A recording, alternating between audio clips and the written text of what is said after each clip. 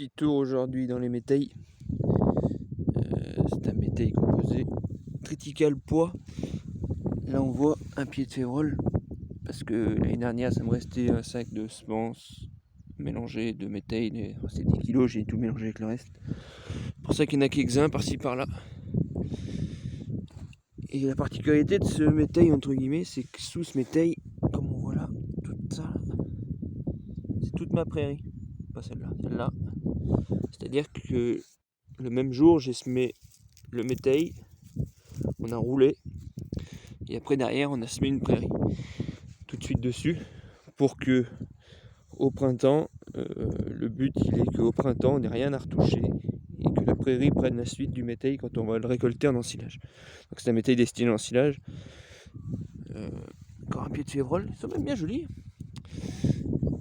Ça c'est le poids. Puis après la céréale. Donc ça a tout été semé avec mon semoir, je vous mettrai une petite photo. Tout est semé avec mon semoir à petites graines, même la céréale. C'est un semoir APV équipé sur une herse à terrage forcé, une herse lourde, une herse plate, comme certains appellent. Et ça jette tout en vrac, donc on y a enterré un petit peu, c'était enterré un peu superficiellement, mais ça a marché. Et donc après, derrière, on a semé notre prairie. La prairie, elle est composée de dactyle, fétuc et du trèfle incarnat. Pourquoi du trèfle incarnat qui va durer qu'un an? Tout simplement parce que dans cette parcelle, on a très souvent du rumex. Et donc je n'avais pas envie de semer un mélange longue durée avec du trèfle à plein pour que dans un an on vienne désherber chimiquement le rumex. Donc je dis plutôt que de faire des frais dans de la semence qui va être qui risque de mourir si jamais on vient à désherber chimiquement, parce que le produit qui traite le rumex ne peut pas préserver le trèfle. Donc c'est pour ça que on a décidé de mettre du trèfle incarnat. Le trèfle incarnat il va durer qu'un an, mais au moins pendant ce un an, et pendant cette année-là, il permettra de produire un peu de valeur alimentaire, de la bonne valeur alimentaire. Donc voilà aujourd'hui où ça en est. Ça se comporte plutôt bien, ça se comporte plutôt très bien, ça suit son cours. Beaucoup et nous-mêmes ont été sceptiques sur le fait de semer un peu en surface. Bon, apparemment pour l'instant ça a l'air d'aller, on verra en fin d'année, au printemps plutôt, on verra exactement le résultat exact de ce procédé. Donc là c'est une parcelle qui a juste été déchômée, était destinée à vraiment être labourée, et puis le temps a fait que, la météo a fait que, et le temps des bonhommes a fait que du coup on n'a pas pu y labourer. Mais dans un sens pas plus mal, puisqu'on a des zones comme ici là, voilà, cette zone là, c'est principalement du caillou dessous. Normalement il n'y en a pas que des passes en surface, mais ils sont pas loin. Donc on a dit plutôt que de remonter du caillou, voilà, on a décidé juste de faire un déchômage superficiel. Avant cette parcelle, on y avait déchômé au printemps, je sais pas si vous vous souvenez, pas sûr parce que j'ai peut-être pas fait de vidéo à ce moment-là. On avait déchômé au printemps pour mettre un millet de trèfle. On avait mis un millet de trèfle qui n'a pas marché du tout. Vous voyez, ce joli. Ouah, et ça a juste été déchômé. Par contre, il y a de la vie là-dessous. Regardez. Donc on avait mis un millet de trèfle qui n'a pas marché. Tout simplement, ce sont donc des plantes qui résistent au sec. Mais pour résister une plante, pour qu'elle résiste au sec, il faut un minimum d'eau, mine de rien. Donc du coup, elle n'a pas eu l'eau au bon moment, on va dire. Vous voyez ce que je vous disais, les rumex, voilà. Je vais pas faire toute la parcelle comme ça pour l'arracher à la main, parce que à ce moment je vais pas trop les voir. C'est un peu au hasard. Donc oui, le millet trèfle qui n'a pas fonctionné comme on voulait, et du coup aujourd'hui c'est quelque chose qu'on ne veut pas recommencer. On aimerait ne pas faire de semis au printemps. Je dis bien on aimerait, parce qu'on fait toujours ce qu'on peut, mais pas toujours ce qu'on veut.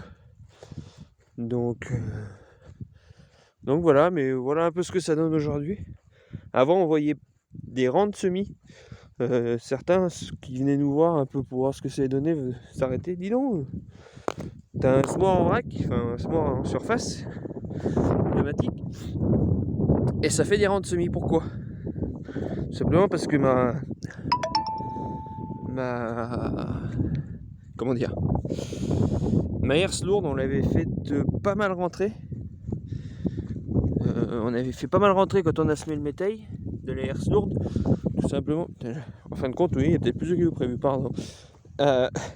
Donc la herse lourde, on l'avait fait pas mal rentrer, tout simplement pour que justement cette graine de céréales, ça l'enterre un minimum. On voulait pas prendre le risque de vraiment y mettre en surface, parce que c'est quelque chose qui se fait pas forcément souvent. Donc on a essayé de l'enterrer un minimum. Et c'est pour ça qu'il y a des moments où ça fait un peu des raies. Là on les voit pas trop dans celle-là, parce que le dessous, la prairie dessous a pris déjà une bonne végétation, donc on n'y voit pas. On les voit un petit peu par endroits. Là. Donc voilà pourquoi aujourd'hui ça s'est fait comme ça. Donc on va voir la suite. Ce que ça donne. En fait, il y a plus de cailloux qui étaient sortis que prévu et qui n'ont pas été ramassés quand ça a été roulé. Donc on y fait aujourd'hui parce qu'on les voit. Et quand la faucheuse va taper dedans, surtout que ça va être logiquement la première parcelle qui va être fauchée, une des premières, avec les autres métailles. Donc si on peut éviter de péter la faucheuse tout de suite en commençant, enfin même tout court, ça serait bien. Donc voilà les nouvelles de ce métail avec prairie sous couvert. On a fait le choix de semer la prairie donc sous couvert, comme je disais tout à l'heure, pour aider de ressemer au printemps. Et au vu de l'année, du coup, c'était pas forcément prévu comme ça, mais on avait fait un peu plus grand que prévu. Mais on aurait su, vu d'aujourd'hui, on en aurait fait encore plus grand. C'est-à-dire qu'on a semé une prairie de 3 hectares en pur. Cette prairie, on l'a semée il y a 1 mois et demi. On est quoi là, 15 novembre, ouais, c'est ça. Et cette prairie-là, tout simplement, on le voit là, et elle est en train de se faire dévorer par du taupin. C'est une petite bête, comme un petit asticot qui est dans la terre et qui mange les plantes par la racine, qui mange la racine des plantes. Et du coup, les plantes elles crèvent. Et là, plus les jours passent, et plus notre prairie qui se met en pur est en train de disparaître. Donc du coup, on va la laisser pour l'instant. Et on verra la suite. Parce qu'on n'a pas été frais tout de suite. Peut-être que ce sera peut-être que ce sera cata, on verra au printemps.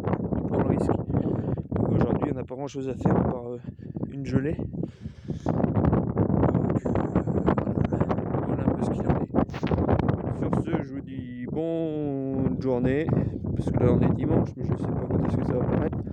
Bonne journée à tous et du coup je tiendrai un peu au courant de tout ça. Ça va te faire 2-3 petits montages de temps en temps. Et voilà, donc là on va attaquer les épandages de fumier sous peu. On a un peu de terrassement à faire, et puis voilà un peu ce qu'il en est. On est en train de finir les stabules pour les jeunesses. On attend quelques pièces, on attend les canadis qui manquent, et puis voilà. On pourra finir de rentrer les animaux. Bon, pour l'instant ils sont pas mal dehors. Ils sont pas mal dehors du tout.